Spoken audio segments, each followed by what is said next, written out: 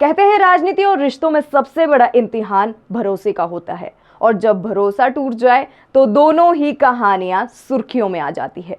हिमाचल की राजनीति के राजकुमार विक्रमादित्य सिंह की जिंदगी की वो कहानी जिसमें है शादी, आरोप, तनाव और आखिरकार तलाक का सच।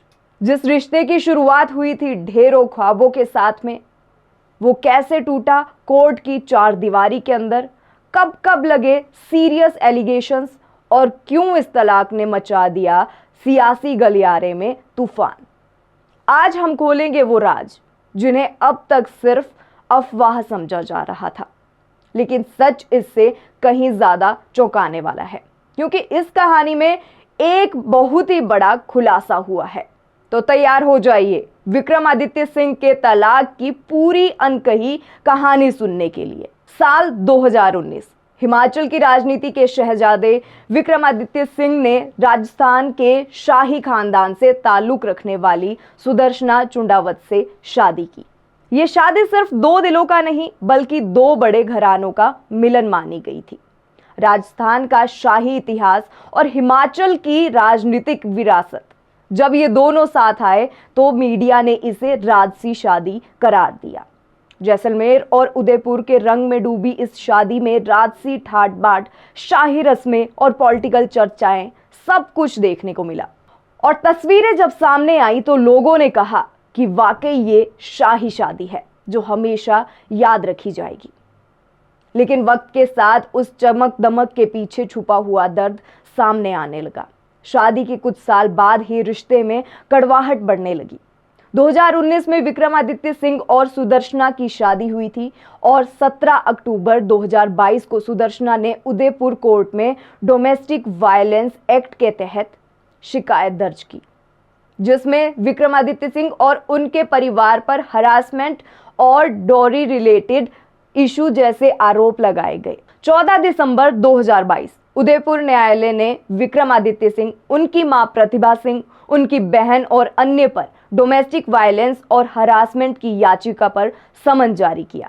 जनवरी 2023 सुनवाई के लिए कोर्ट ने आदेश दिया कि विक्रमादित्य सिंह और अन्य पक्ष 13 जनवरी को उपस्थित हो और 16 फरवरी 2024 उदयपुर की फैमिली कोर्ट नंबर 3 ने आदेश दिया कि विक्रमादित्य सिंह अपनी अलग रहने वाली पत्नी को 4 लाख मासिक भत्ता दे जब तक कि मामला सुलझता नहीं है। 2023-24 में विक्रमादित्य सिंह और सुदर्शना के बीच तलाक की याचिका दायर की गई और नवंबर 2024 में विक्रमादित्य सिंह और सुदर्शना का तलाक हो गया। वो रिश्ता जो कभी मिसाल माना जाता था अब कोर्ट कचहरी की चौखट तक पहुंच गया और लोगों को समझ नहीं आ रहा था कि इतनी भव्य शादी का ये अंजाम कैसे हो सकता है।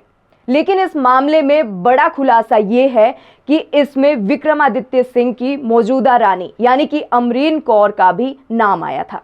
सुदर्शना की याचिका और बाद की सुनवाइयों के दौरान मीडिया रिपोर्ट्स में ये बात उभरी कि विक्रमादित्य सिंह की लाइफ में किसी और महिला के आने की चर्चा है। कई लोकल मीडिया पोर्टल्स और राजनीतिक हलकों में अमरीन कौर से विक्रमादित्य के नजदीकियों की अफवाहें उठी। उस समय ये केवल रूमर्स माने जा रहे थे और किसी ने आधिकारिक तौर पर कंफर्म नहीं किया।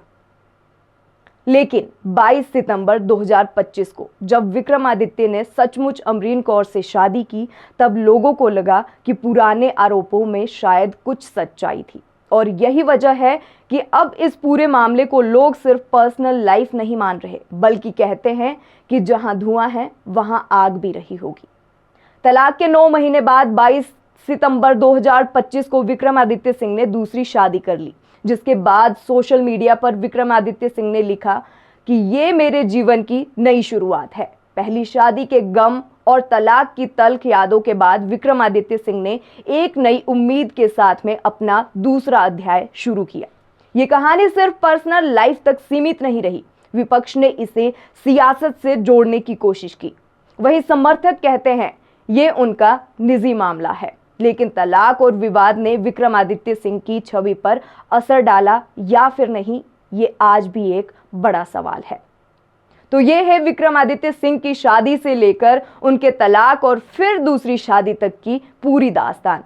एक ऐसी कहानी जिसमें शाही ठाट बाट भी है, आरोप प्रत्यारोप भी है और अब नई उम्मीदों की एक शुरुआत भी।